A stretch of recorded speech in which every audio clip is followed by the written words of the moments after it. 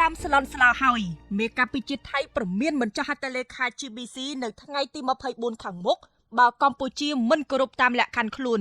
នៅថ្ងៃទី23ខែធ្នូនៅវិមានរដ្ឋាភិបាលលោកណាតពលណផានិករដ្ឋមន្ត្រីក្រសួងការពារជាតិថៃបានថ្លែងបន្ទាប់ពីកិច្ចប្រជុំគណៈរដ្ឋមន្ត្រីអំពីកិច្ចប្រជុំគណៈកម្មាធិការព្រំដែនទូទៅហៅកាត់ GBC ដែលក្រុងធ្វើនៅថ្ងៃទី24ខែធ្នូនៅខេត្តច័ន្ទបុរីថាកិច្ចប្រជុំនឹងស្ថិតនៅកម្រិតថ្នាក់លេខាប៉ុណ្ណោះប៉ុន្តែប្រសិនបើកម្ពុជាមិនស្របតាមគោលការណ៍ស្នូលទាំង5ដែលភាគីថៃកំណត់ឲ្យទេនោះលោកនឹងមិនចុះហត្ថលេខាលើកិច្ចព្រមព្រៀងណាមួយឡើយនេះបើតាមកាសែតថៃខៅសតជាក់ស្ដែងគោលការណ៍ទី1ដែលភាគីថៃកំណត់ឲ្យកម្ពុជាគឺថាបំពេញអនុសញ្ញាអូតាវ៉ាតាម3វិធីគឺក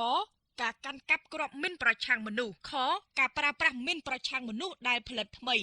និងកភស្តុតាងដែលបានរកឃើញនៅក្នុងផ្ទះ3ខ្នងក្នុងខេត្តតារាចគោលការណ៍ទី2គឺកងទ័ពកម្ពុជាប្រើបូជនីយដ្ឋានបុរាណជាទីតាំងយោធានៅលើទីតាំងចំនួន3គឺប្រាសាទតាក្របីនិងប្រាសាទខ្នានិងប្រាសាទព្រះវិហារលក្ខខណ្ឌទី3គឺប្រើប្រាស់សហគមន៍ជនស៊ីវិលជាទីតាំងបាញ់ពលគឺបាញ់រ៉ុកែត BM21 គោលការណ៍ទី4គឺការប្រើប្រាស់អគារស៊ីវិលរួមទាំងកាស៊ីណូជាទីតាំងយោធានិងឃ្លាំងអាវុធក៏ដូចជាមូលដ្ឋានសម្រាប់ប្រតិបត្តិការឆបោកគោលការណ៍ទី5គឺការប្រើជនស៊ីវិលជាខែលការពារមនុស្សរួមទាំងវីដេអូដែលបង្ហាញពីស្ត្រីស្លៀកឯកសណ្ឋានយោធាបាញ់មកលើទាហានថៃដើម្បីចាប់ប្រកាន់ប្រទេសថៃថាបានបង្កគ្រោះថ្នាក់ដល់ជនស៊ីវិល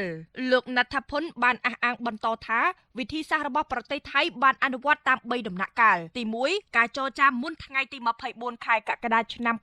2025នៅពេលដែលប្រទេសកម្ពុជាបានដឹងពីកិច្ចខិតខំប្រឹងប្រែងរបស់ប្រទេសថៃក្នុងការដោះស្រាយបញ្ហាដោយសន្តិវិធីនិងដកកងកម្លាំងជ័យជំនះដ៏ល្អបំផុតគឺការឈ្នះដោយគ្មានការប្រយុទ្ធទី2បន្ទាប់ពីការប៉ះទង្គិចគ្នានៅថ្ងៃទី28កក្កដាបន្ទាប់ពីកិច្ចព្រមព្រៀងបាត់ជូបាញ់ថៃបានសន្មតថាគ្មានចេតនាបង្កអរិភាពទេយ៉ាងណាឥឡូវនេះប្រទេសថៃកំពុងស្ថិតក្នុងដំណាក់កាលទី3ដែលបន្តការចរចាបន្ថែមទៀតក្រោមកាលៈទេសៈទាំងនេះគួរបញ្ជាក់ថាទាំងនេះសបញ្ជាក់ឲ្យឃើញថាភាគីថៃកំពុងភ័យស្លន់ស្លោចំពោះការឈ្លានពានរបស់ខ្លួនមកលើកម្ពុជាយ៉ាងសាហាវឃោរឃៅប៉ុន្តែបែរជាមុខដាក់បន្ទុកទម្លាក់កំហុសឲ្យកម្ពុជាទៅវិញ